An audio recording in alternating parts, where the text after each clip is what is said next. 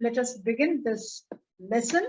Lesson 2, Lost Spring, Stories of Stolen Childhood, written by the author Anis Jung. The lesson has been taken from your book, Flamingo, the main textbook. Before we start with this, let us know about Anis Jung. Anis Jung was born in 1944 in Rourkela. In your book, there is misprinting. It's written 1964. But Yes. actually, she was born in 1944. Since she is 77 now, right? And she studied in Hyderabad. And for the further studies, she had been to USA. She hails from the writer's family, as both her parents were the writers. She has been an editor and a columnist for many newspapers, not only in India, but abroad as well. She is an author of several books like Unveiling India, A Woman's Journey, Beyond the Courtyard, The Song of India, Peace to Winter Gardens, and the one, Lost Spring, Stories of Stolen Childhood. Lost Spring is her book. And what you are going to read in the lesson, that is just an excerpt from that book. All right. Now, Lost Spring. Spring symbolizes happiness, joy, cheerfulness. Spring is termed as the beginning of the life. It marks as the beginning of the life of the human, and that life begins with the childhood. When we say it is the beginning of the life or it is a childhood, of course it should be happy, it should be cheerful. But unfortunately, in the lesson what you are going to read about the childhood of the children, those very children, they are far, far away from the joys of their childhood. Therefore, it is very important for you to understand that the title of the story, Spring, in this title, it is quite ironical. How ironical?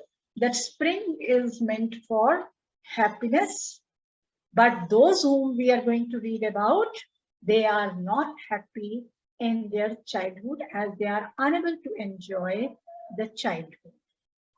It is very clearly suggested by the second part of the title, Stories of Stolen Childhood. Stolen childhood meaning the children who are deprived of their childhood. Childhood is there, but when we say deprived of childhood, it means they are deprived of the joys of the childhood. They are not able to enjoy the childhood as you are enjoying, or many as you had enjoyed in your childhood, or many other children around you, they might have enjoyed. Is that clear? Okay. Yes. Now you see that the whole lesson, the author has divided into two parts, because here two types of children have been portrayed in the story. However, both the children, they are belonging to the very poor background where they do not have the facility for education, where they cannot live actually a normal life. But in the one part, the author takes us to Simapuri, Delhi, that is to introduce us to the life of rag pickers. Have you seen rag pickers, Kshitij? Yes, ma'am. Early in the morning when we get up, you just come out, you will find lots of boys picking the rag and the garbage, right? So in the first part of the story, she introduces us to the rag pickers of Simapuri, how they came to Simapuri, why Simapuri only, what is their purpose, what has forced them to get into picking the garbage. And the second part of the story, she takes us to Firozabad to introduce us with the children who are engaged in bangle making factories, bangle making industry in Firozabad. By giving these two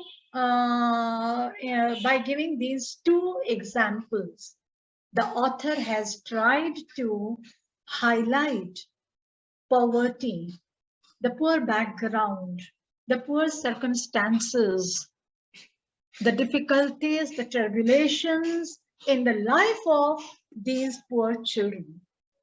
So the story addresses the children who are deprived of the joys of their childhood.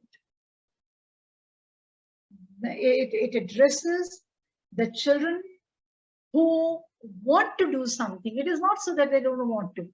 You will meet a rag picker, and when the author gets to know that the rag picker also wants to go to the school, but is unable to go. So these children, they live a very difficult life, which is entirely different from the life of a normal child. I think you understand the purpose that the writer has to write the story. The purpose is to aware the people, to aware the common people, to eliminate, to stop child exploitation.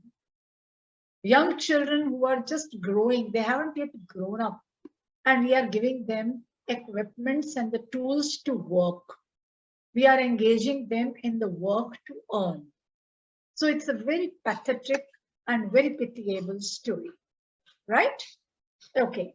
Before we start with the story, here are a few expressions given. You should know the meaning because you will need to understand them in the context of the story. The first one is looking for. It means to discover, to explore. The next is slog their daylight hours, meaning the children, they are struggling. They are struggling for their survival in the daytime. Roof over his head, meaning they have a place to live in. Perpetual state of poverty.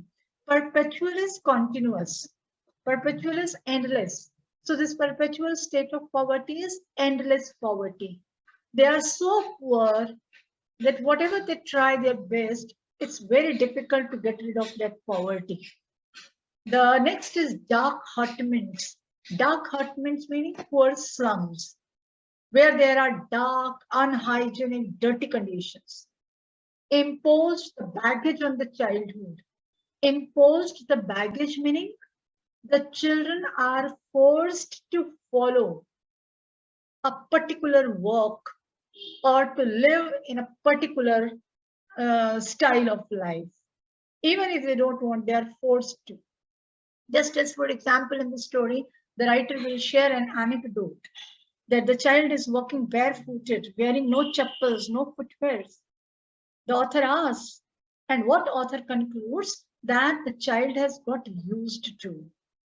The child thinks that it is the tradition to walk without chappals. So why it is so? Because it has been imposed. It has been imposed on the child. Similarly, he doesn't want to do something, but still he is forced to do. Why? Because everybody in the house is doing the same. I hope these meanings are clear. Yes, ma'am. Okay, fine. Now here we start with the story. The very first statement you see, sometimes I find a rupee in the garbage. In the first part of the story, the main character is Sahib-e-Alam, a rag picker of Simapuri. This is what he says. Sometimes I find a rupee in the garbage. Now in the lesson, you will come across many such statements. And Kshitij, this is just to help you from examination point of view, that all these important statements you have to comprehend very well, because long questions usually use these statements. For example, sometimes I find a rupee in the garbage. Elaborate this statement. This is how you can be given a question. That will be 5 marker. So then you have to elaborate, that I'll discuss. Okay. Now, before we meet Sahib Alam, here is a very small video clip of the rag pickers. Anyway, they are the rag pickers from Assam, but the story you are going to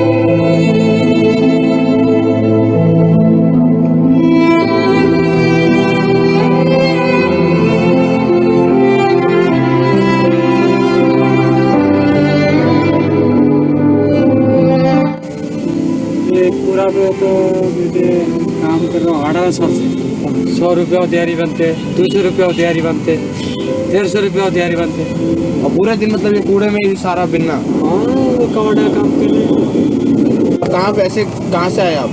Assam से 4 बच्चे और वो भी सारे यही काम कर रहे हैं? ये यार छोटे बच्चे क्या करें, पढ़ाना लिखाओ इन्हें।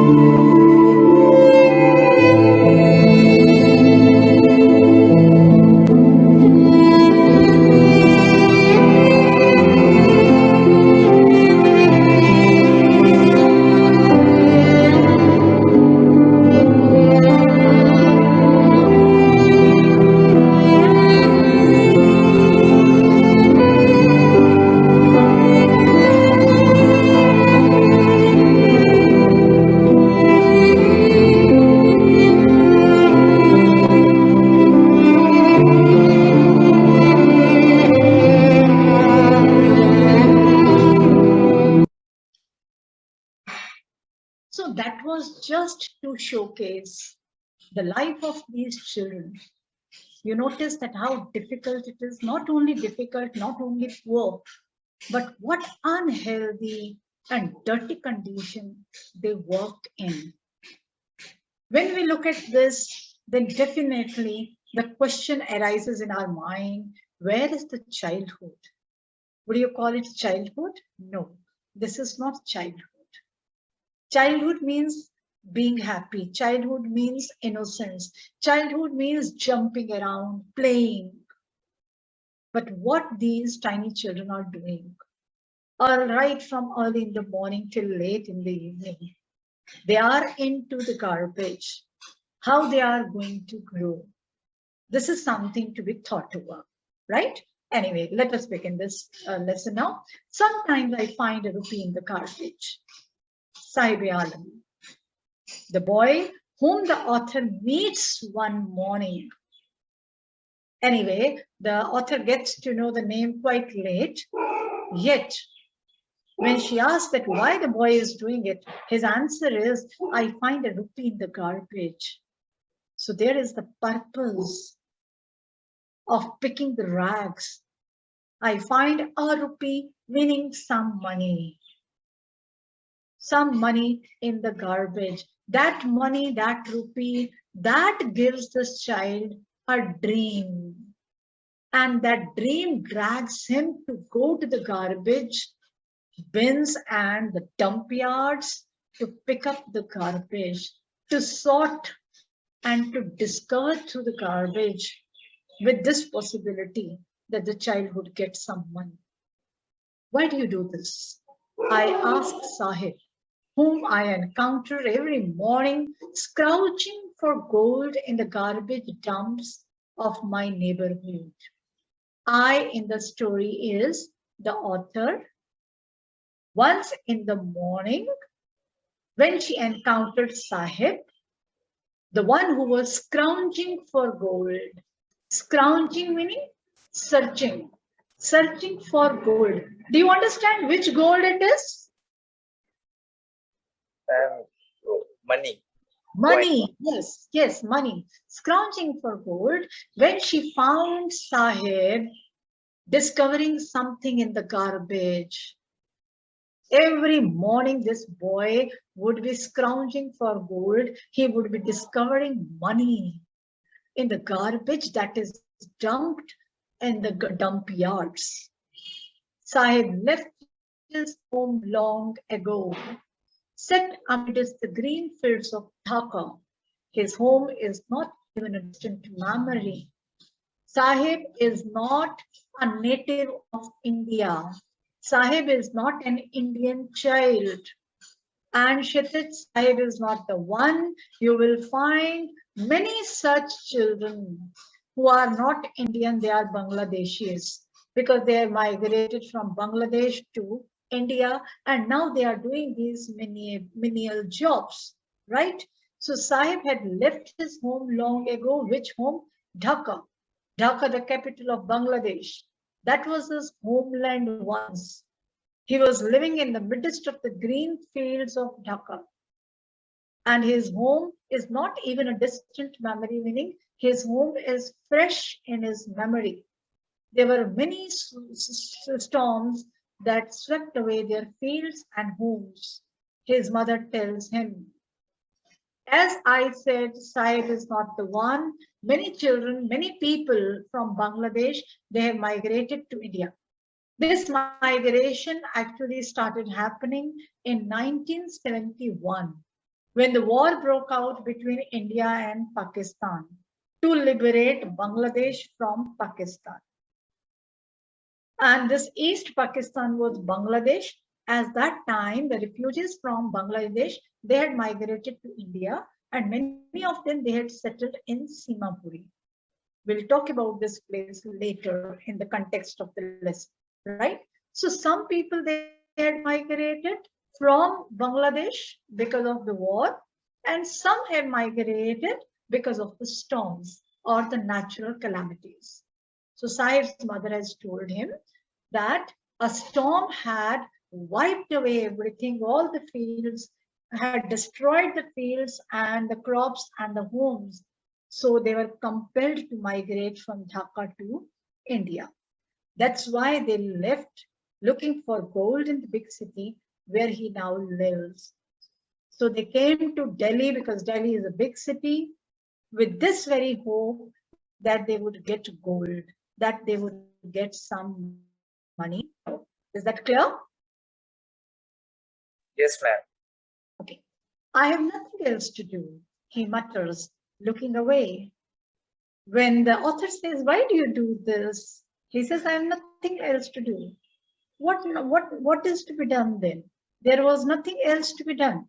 Go to school, I say glibly, realizing immediately how hollow the advice must sound. Now, this line is very important. Listen attentively. When he says that there was nothing for me to do, so I started picking the rags. Then the author said glibly, go to school. Author gave him advice to go to school, but she said this glibly. Glibly meaning she told him very confidently, but she told him very confidently, but carelessly. Wasn't it careless to say go to school? The boy who has nothing else to do, he said, the boy who belongs to a very poor family, how can he think of going to school? So it was a very careless statement given by the author. She did give the statement, go to school, but soon she realized how hollow, how meaningless her advice is. How can this boy go to school whose parents, even in fact, they cannot feed him properly, they cannot give him proper food to eat? How can we think of that boy going to school? Right? So there can be a question, that why did she say glibly? She said this glibly because she never knew.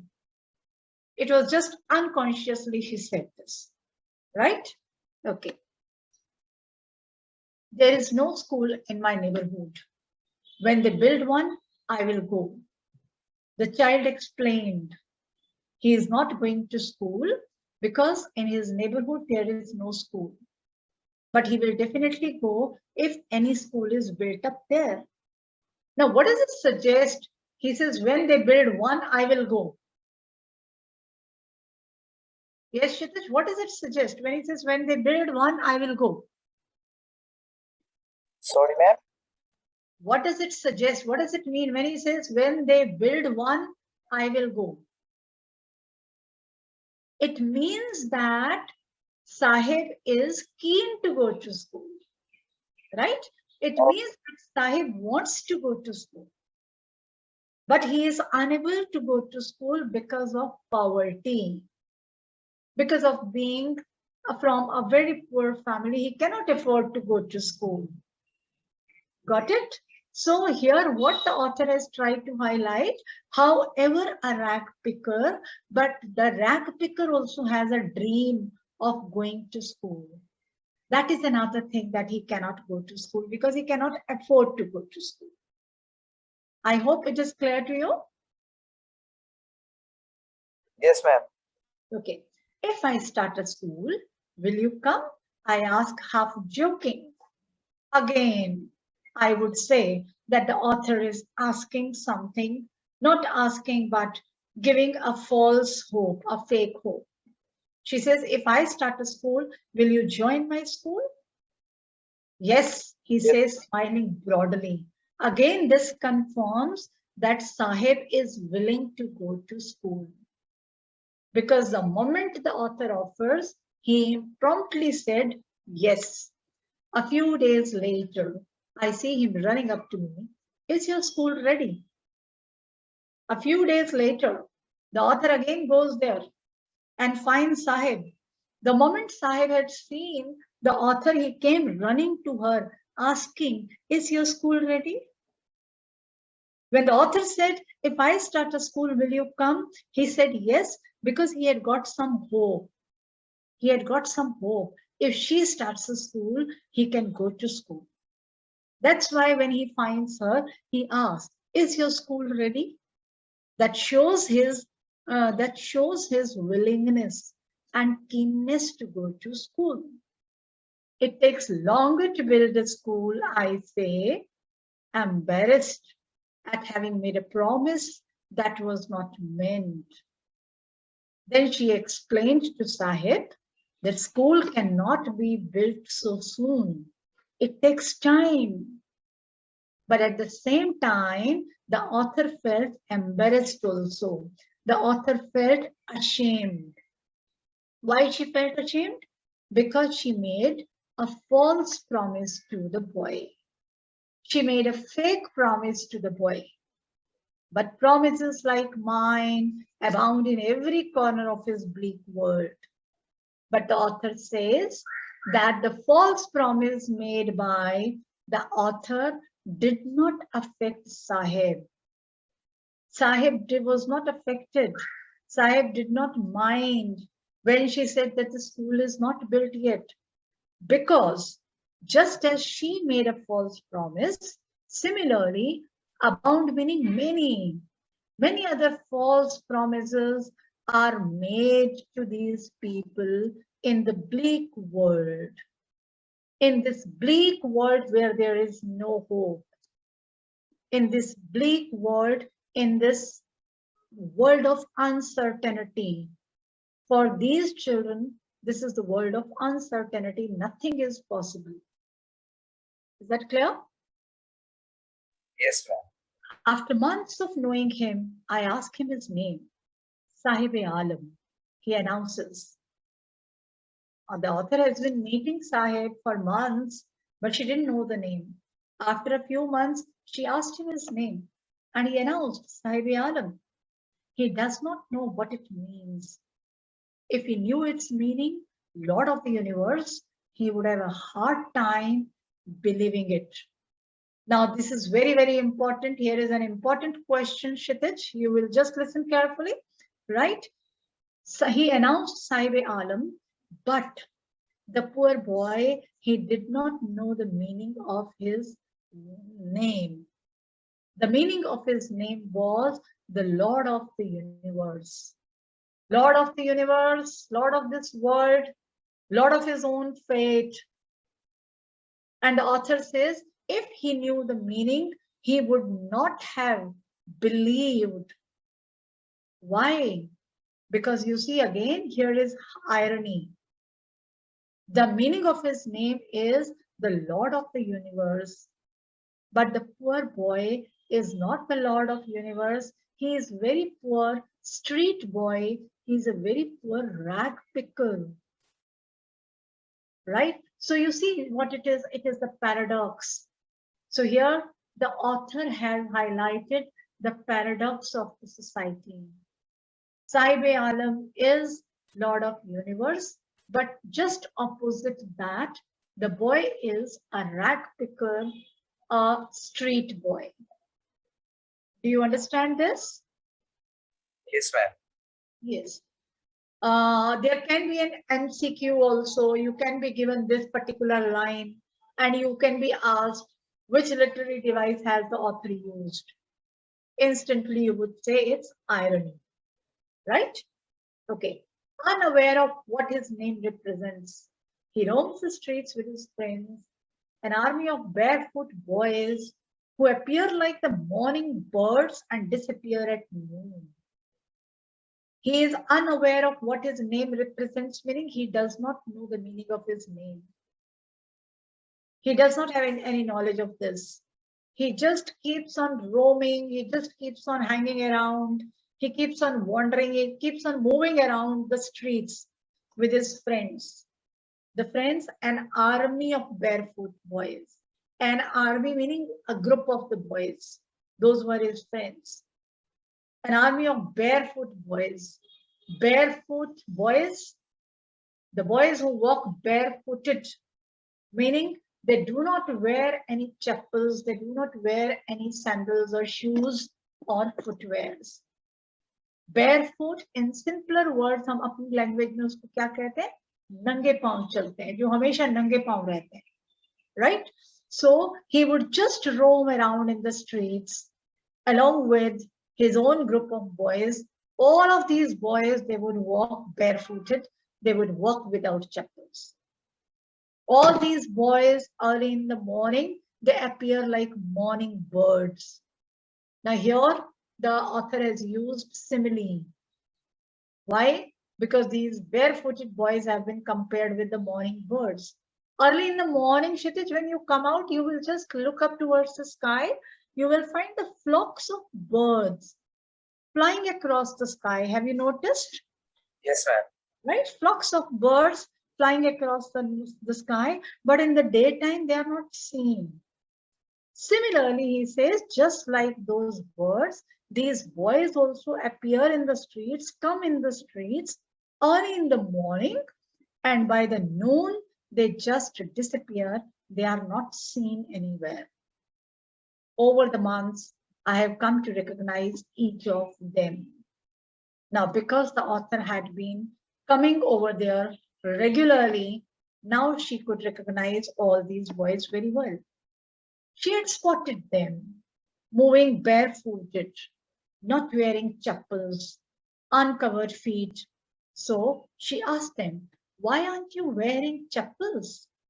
She asked one of these boys, the one who was not wearing chappals, why aren't you wearing chappals? My mother did not bring them down from the shelf. He answers simply, His answer was that my mother did not get me from the shelf. Even if she did, he will throw them off, adds another who is wearing shoes that do not match. There were 3 boys, and the second boy, he was wearing shoes, but his shoes were not matching. How? Because on 2 different feet, he was wearing 2 different shoes. But he said, even if his mother gives him shoes, he is not going to wear. He doesn't want to wear shoes. When I comment on it, he shuffles his feet and says nothing. The author asked the second boy, why you are wearing these 2 different shoes? And this boy, he shuffles his feet, meaning he tries to hide his feet.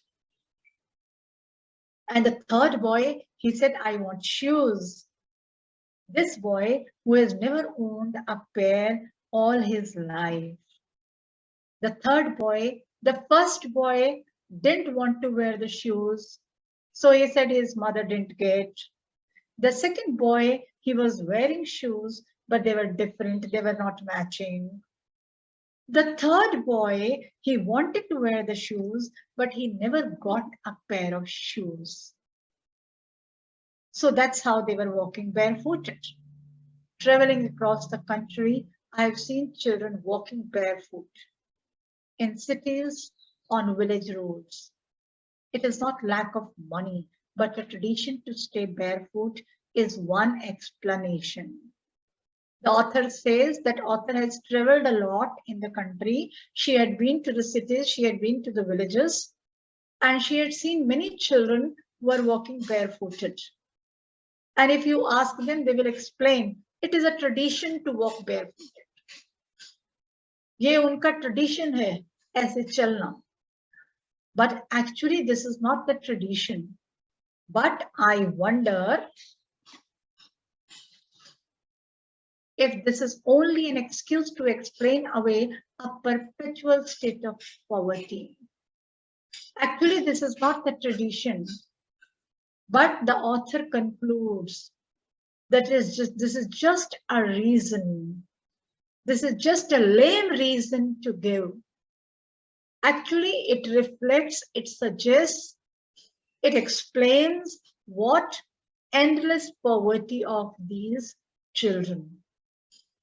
It is due to extreme poverty, they cannot even afford to wear the footwears. कभी आपने morning में देखा होगा इन rat pickers को, many of them, they are not wearing proper shoes. They are not wearing chappals. Isn't it? They are walking barefooted because they cannot afford to get one. Such poor is their condition. Clear? Yes, ma'am. Okay. I remember a story a man from Udupi once told me. Udupi is a town in Karnataka. Now the author is sharing an anecdote, an example, an anecdote that was narrated to the author by a man.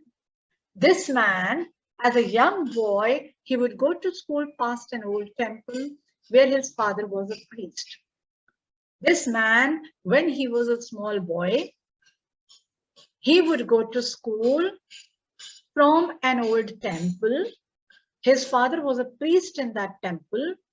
He would stop briefly at the temple and pray for a pair of shoes. Deliberately, he would go through the temple while going to school. Why? Because he would stop there to pray. And what prayer he would make to the God? He would pray to get a pair of shoes. He is the same man. He has shared his story with the author, that when he was young, he didn't have shoes. So while going to the school, he would stop at the temple, praying to God to get him a pair of shoes. 30 years later, I visited his town and the temple, which was now drowned in an air of desolation. 30 years later, when the author visited his town and the temple, now there was emptiness. Desolation meaning emptiness. There were not many people. There were empty roads, empty streets. In the backyard where lived the new priest, there were red and white plastic chairs. A young boy dressed in a grey uniform, wearing socks and shoes, arrived panting and threw his school bag on a folding bed. And now what she had seen, a young boy came dressed in his uniform, wearing socks and shoes. What does it mean? It means that this young man, this boy, this man, when he was young, he could not afford to get a pair of shoes. So he would pray to God. 30 years later, now when his son is going to school, he is wearing pair of shoes. He could provide him pair of shoes. What does it mean? That his condition has improved. The priest condition, economic condition has improved. When he was going to school, he didn't have pair of shoes. But today when his son is going to school, he gets him pair of shoes he can afford. There is definitely improvement in the standard of living, Kshitij, right? If you just ask your parents, if you just compare your parents' time and your time, you will find there are so many things which you are enjoying, your parents never enjoyed. Do you know that? Yes, ma'am. Right? It happens. So this is what the author says, that there is improvement in their life. Looking at the boy, I remembered the prayer another boy had made to the goddess when he had finally got a pair of shoes. Let me never lose them. When the author looked at the boy, this man's son, then the author remembers there was another boy who had got a pair of shoes. He was also praying to God. What he was praying to God for? That he should never miss, he should never lose his shoes. Because with great difficulty, he got the pair of shoes. He never wanted to lose them. So what is it? The goddess had granted his prayer. Young boys like the son of the priest now wore shoes. Priest has made improvement in his standard of living. There is an economic improvement in the priest's life, that his children can wear shoes. And these underprivileged children, how they value the things which they get with difficulty. Now, this particular statement, let me never lose them. There can be a question. What does it suggest about underprivileged children? It suggests that underprivileged children, they value, they know the importance of these things, which they had been deprived of and which they had got with great difficulty. But many others, like the rag pickers in my neighborhood, remain shoeless. The author is very sad to share that the priest has improved, his family has improved, his economic condition has improved, so his children are wearing shoes today, but there is no change in the economic condition of rag pickers. Rag pickers, they do not get shoes. They cannot afford to buy a pair of shoes for themselves. So this statement speaks of the endless poverty of the rag pickers. I hope it is clear. Yes, ma'am. Okay, shall I continue? Yes, ma'am. Yes. My acquaintance with the barefoot rag pickers leads me to Simapuri, a place on the periphery of Delhi, yet miles away from it metaphorically. Now here, the author takes us to Simapuri. The author introduces us, Simapuri, what it was, what it has become. And in fact, today's Simapuri is completely different from the Simapuri that we are going to read here. My acquaintance with the barefoot rag pickers. Acquaintance meaning acquaintance को हिंदी में आप कहते हैं जान पहचान, right? In simpler words, my acquaintance meaning the author's familiarity, the author's introduction. Author knows these barefooted rag pickers now. Through these rag pickers, she talks about Simapuri. Simapuri, which is a place on the periphery, meaning on the outskirts, on the border of Delhi, yet miles away from it. On the border of Delhi, yet miles away from it, metaphorically meaning, yet miles away from it, meaning it's not the physical distance, it means it's unlike Delhi. Delhi के border पर है ये place, लेकिन दिल्ली से बहुत दूर है, मतलब दिल्ली से बिल्कुल डिफरेंट है ये. Anyway, that was relevant at that time. Today it is not relevant.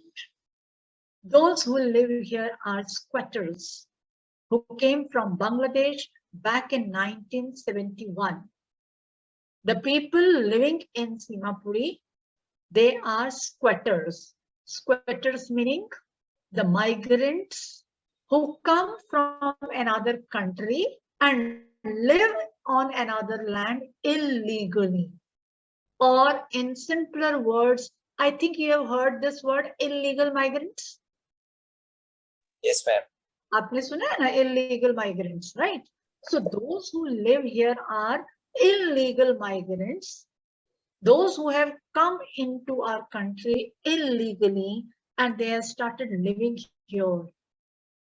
These Bangladeshis, they came in 1971, as I told to you in the beginning of the story. Sahib's family is among them.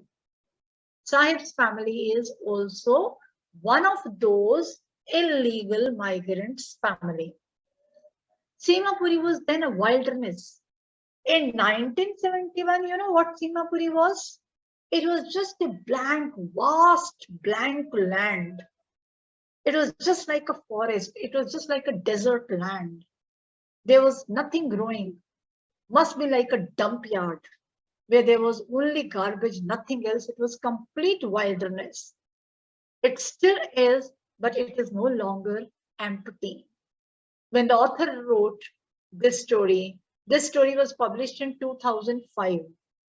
So by then, in fact, before that, when the author wrote this story, there was wilderness, right? But the place was not empty, meaning it was overcrowded with the illegal migrants of Bangladesh. Bangladesh के जो illegal migrants थे, वो सब आकर यहीं रहने लगे और अभी भी वहीं रहते हैं. However, now if you go to Simapuri, actually, you will find lot many DDA flats also being built up there. At the same time, there is rehabilitation colony also. You will also find very congested, narrow streets where there are illegal houses being built up. और ऐसा नहीं है कि वो सब कच्चे houses हैं, no, पक्का houses have also been built up by these people. And they have started staying there permanently. In the beginning, they were not permanent, but now they are staying there permanently. Why? That you will get to know. It still is, but it is no longer empty. In structures of mud with roofs of tin and tarpaulin, devoid of sewage, drainage, or running water, live 10,000 rag pickers. अभी तो 10,000 number नहीं है. 10,000 तो more than 10,000 only women rag pickers are there. So the number is many times more than what is given here. So they were living there in Simapuri, where there were structures of mud, meaning kacha houses, and the ceiling was that of tin. There was no sewage, no drainage, no running water.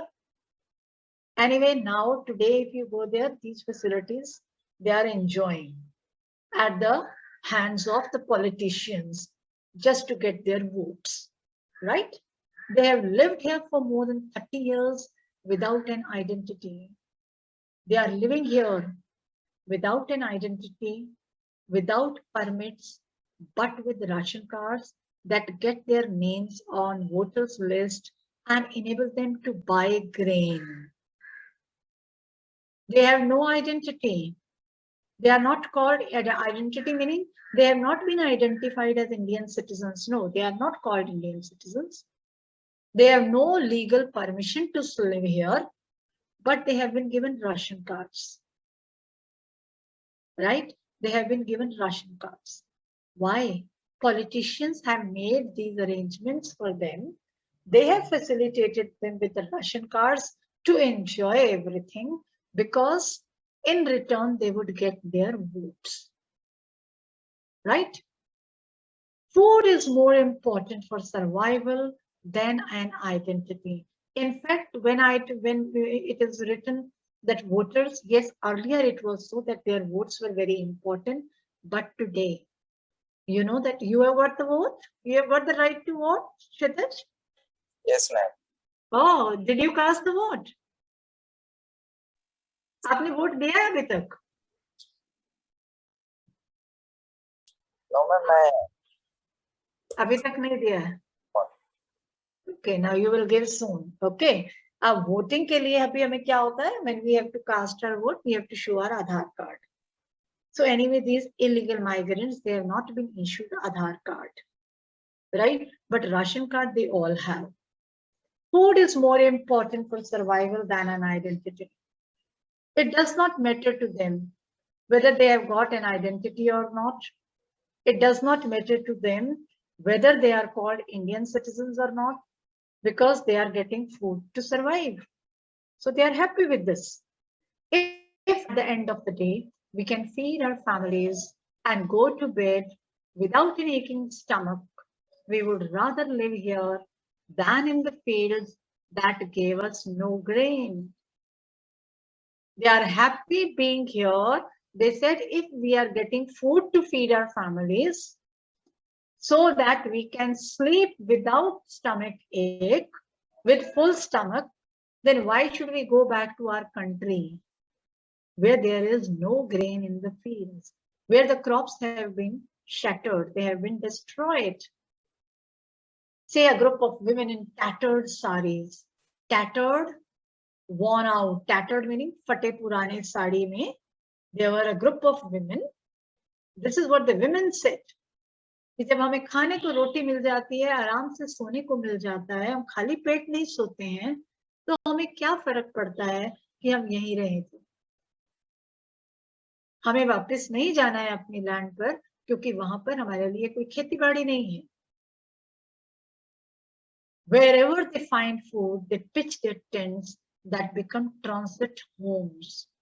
Now, transit homes are temporary huts or the tents where these people, they live illegally.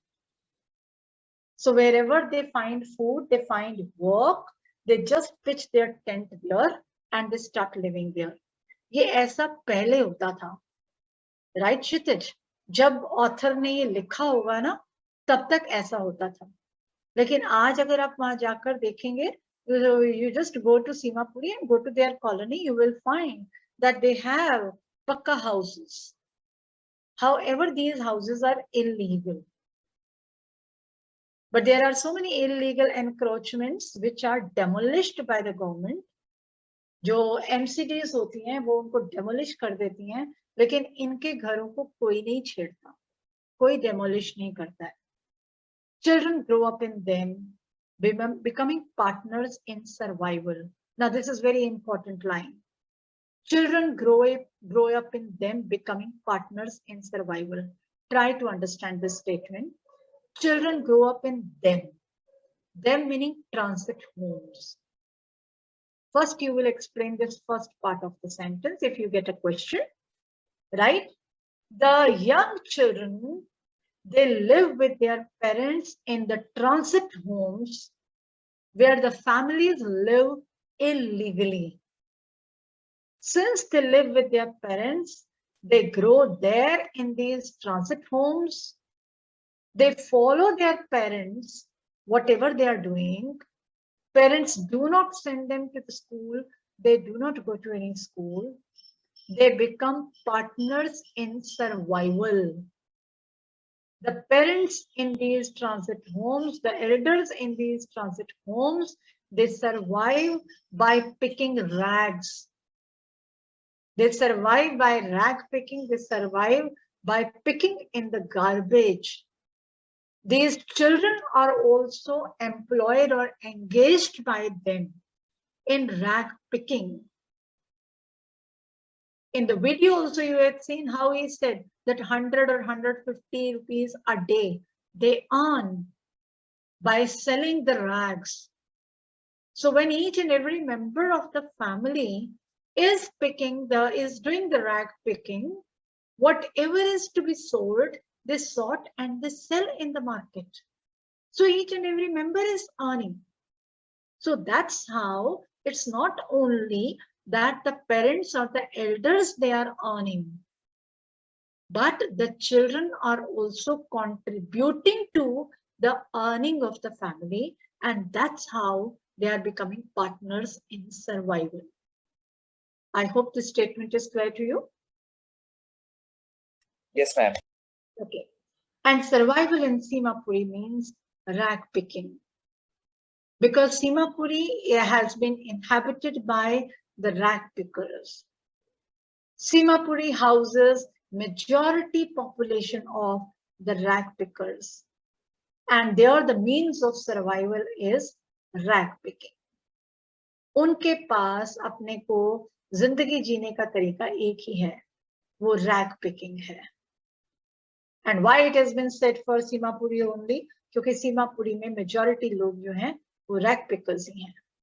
Through the years, it has acquired the proportions of fine art. Again, this line is very important. Through the years, it has acquired the proportions of a fine art.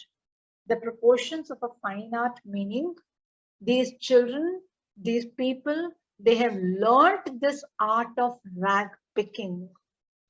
They have become perfect at this. They have become so much used to it. They have acquired this fine art. They have become skilled. ये अब और कुछ कर ही नहीं सकते हैं सिवाय rag picking के, राइट? ये कुछ नहीं कर सकते हैं सिवाय रैग पिकिंग के. Yes, ma'am. Because they have become so perfect, so skilled in this art, right? So it has become a fine art for them. Garbage to them is gold. For them, garbage is gold. Why? Because garbage is the means to earn. How Sahib said that sometimes he gets 1 rupee from the garbage. When 1 rupee he gets, there is a hope he will get more. Sometimes rupee notes also they get. Sometimes they get something which can be sold in the market and they can earn, right? Just as for example, maybe a water meter, maybe a motor, maybe a metal, iron metal is sold, aluminium is sold, steel is sold, right? So such articles, they search for such articles in the garbage, not only money, but such articles which can be sold and which fetches them money. So that's how garbage for them is gold. जब अगर आपको ये आ जाता है garbage to them is gold explain, तो आप ये example दीजिए, राइट? ये एग्जाम्पल दीजिए, जैसे मैं आपको बता रही हूँ कि कैसे garbage में not only rupee but anything they get, then they sell it in the market and it fetches them money, right? Okay. It is their daily bread.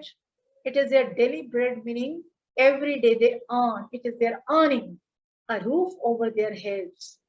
They earn and they have a place to live, even if it is a leaking roof.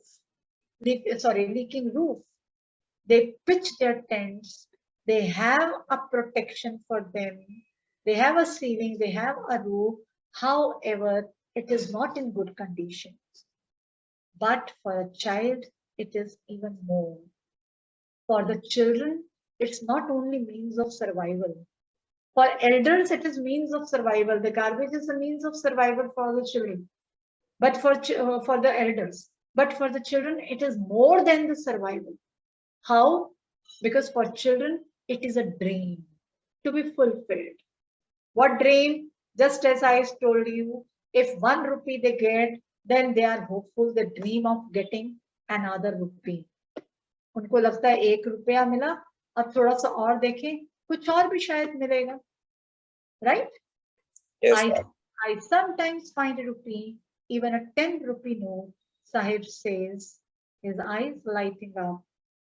Oh, so that's how you know that what happens? They have dreams, meaning the hopes, they rise. 1 रुपये का note मिला तो hope होती है कि 10 रुपये note भी मिलेगा और 10 रुपये नोट भी मिलता है. ऐसे ही कभी लगेगा 50 रुपये का नोट भी मिलेगा, 100 का भी मिलेगा. Isn't it? When you can find a silver coin in a heap of garbage, you don't stop scrounging, for there is hope of finding more. Our desire, it multiplies. Isn't it? It keeps on growing. So he says that when you get one silver coin, then you do not stop searching. You continue searching. In fact, you search more, because then you hope that you will get perhaps more the money. It seems that for children, garbage has a meaning different from what it means to their parents. Yes, for children it is different because it gives them dream. They dream to get more. For the children, it is wrapped in wonder. It is wrapped in wonder. They search, when they search through the scrap, they actually search for the surprises. They do not expect they will get 50 rupees note or 100 rupees note. लेकिन कभी ढूंढते ढूंढते अगर मिल जाता है तो it would be a great surprise for them. For elders, it is a means of survival. They do it because it is a means of survival for them. Is that clear? Yes, ma'am.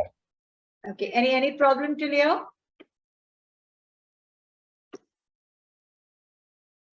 Any problem anywhere? कहीं कोई doubt है आपका? No, ma'am. Anyway, so you will read this again, right? In case any problem, you will ask me. And the remaining, we will continue tomorrow at the same time. Yes, ma'am. Fine. So, okay, so tomorrow at 4:15, and we will try our best to conclude it. Okay. Right? Thank you, ma'am. Okay, take care, beta. Bye.